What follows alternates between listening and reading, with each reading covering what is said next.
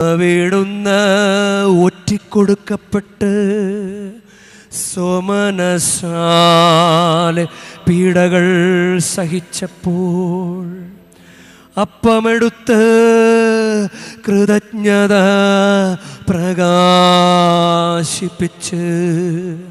മുറിച്ച് തൻ്റെ ശിഷ്യന്മാർക്ക്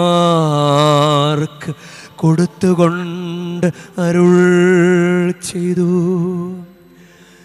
എല്ലാവരും